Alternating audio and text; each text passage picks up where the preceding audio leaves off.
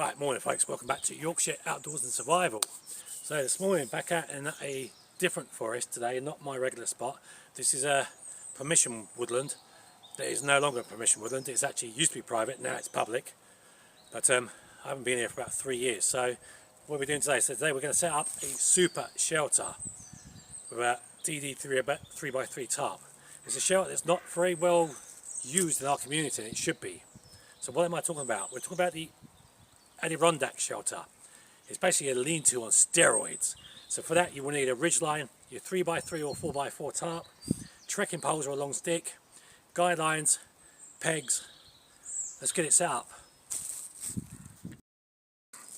Right, okay, so we've got the ridgeline up here, big thick tree all the way across the next thick tree. Next we're going to get out the 3x3 DD hammocks tarp, and then I'll show you how to make this setup.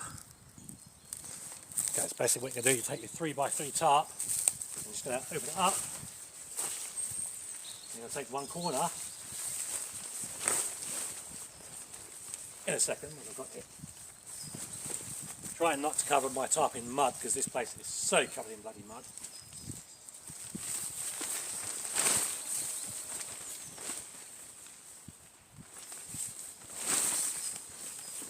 Right, so you've got your tarp out, so you're going to find that corner and you're going to come over your ridge line and go in 2 toggles, 1, 2. And you're going to do the same on the other side and tie it off with a prussic knot, which we'll do right now.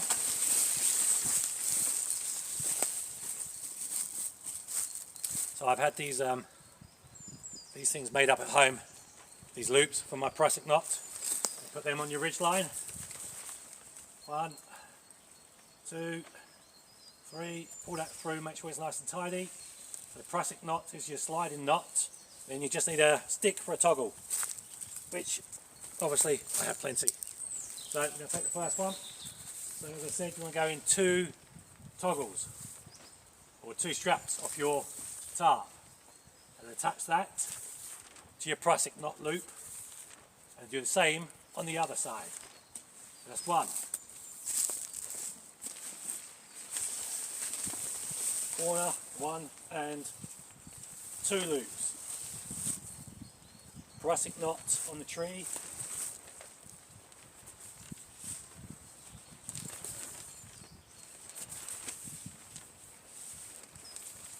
And then again you strap through your prussic knot loop, and then toggle on the branch. Make sure that's taut and tight. Yes, it's a bit breezy, but that is your first section of your Adirondack style shelter. Now we've got to pin the back down. So next we're going to take one side, go in 2 loops again, pin that to the ground. So in your bottom corner. Now some people make this look easy, some people make it look hard. So you've got 1, 2 loops, pin that to the ground. That's your start of your shape, right there. And now you've got to do the same on the other side. Again, as I said, same with the other side. Coming back in from the 1, 2 loops there. Pin that one to the ground.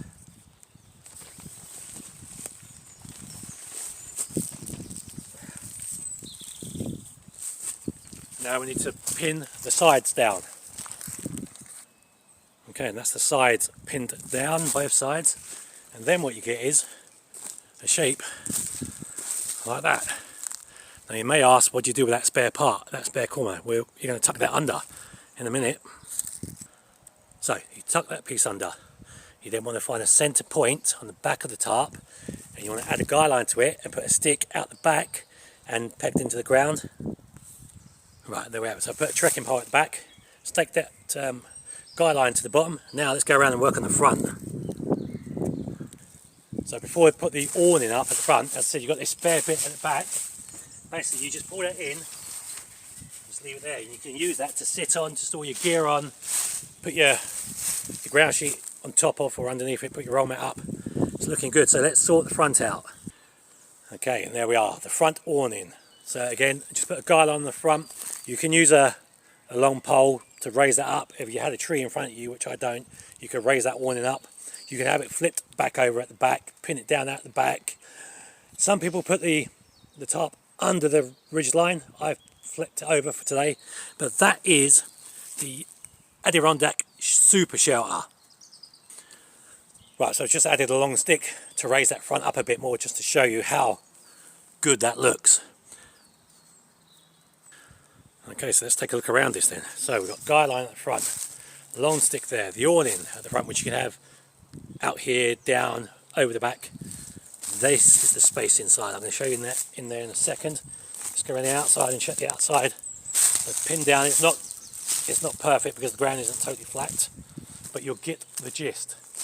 The Adirondack Super Shelter, which hardly anyone uses, which is a real shame because I actually like it. This is the first time I've ever done it. And you can have a fire out front, away from it obviously. But let's take a look inside. So much room there is in here. Oh my days. Wow. Well impressed I am. Let's have a look in here. Yeah, so as I was saying, with this ground tarp, this ground part down here, you don't want to sleep on it because you don't want to get it dirty. So put your ground sheet under the loose part of the tarp you got there, and put your roll mat on top, and so on and so forth. I like it. It's got potential, and it will keep you dry. You can use it as a sun awning. You can see the shape taking shape inside. There's loads of room in here, bags of room for one person and your gear obviously. And as I said, if you want to take the awning off and flip it over the back, you can do that anyway. Lots of people do that.